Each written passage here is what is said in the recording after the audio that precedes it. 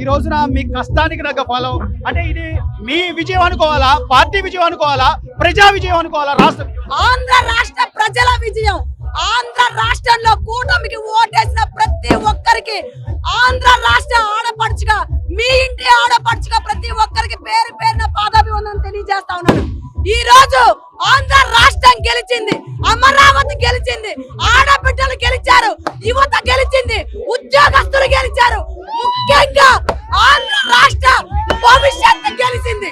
ప్రతి ఒక్కరు కూడా పేరు పేరున 300 మంది అమరావతి రైతుల ప్రాణ త్యాగం కానివ్వండి, లేకపోతే ఉద్యోగస్తులు జీతాలు ఎప్పుడు వస్తాయని ఎదురు చూసిన నేపథ్యం కానివ్వండి, లేదా చెక్ పోస్టులు పెట్టి అరెస్టులు చేసిన నేపథ్యం కానివ్వండి, వీటన్నిటికీ ఇది ఒక జవాబు అనుకుంటున్నాను.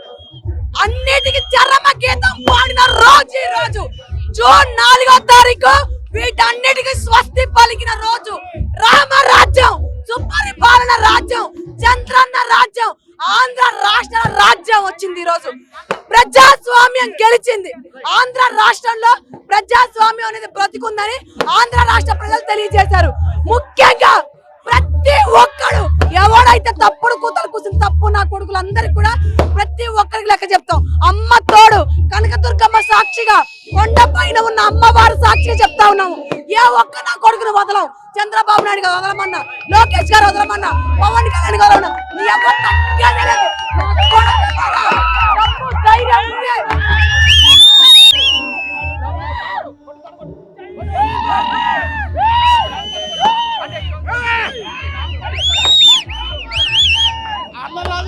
పార్టీ వచ్చింది. ప్రజాశాసకుడు ప్రజా విలువ కాపాడినటువంటి చంద్రబాబు నాయుడు గెలిపించారు, గోవింద్ గెలిపించారు. అయితే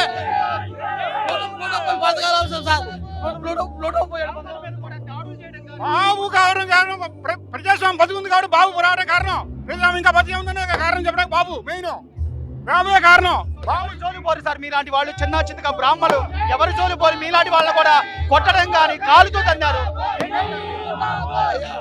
ప్రజా సంక్షేమం కోసం ప్రజా సంక్షేమం కోసం మా అన్నగారు చాలా బాగా చేస్తాడు, అది వాస్తవం.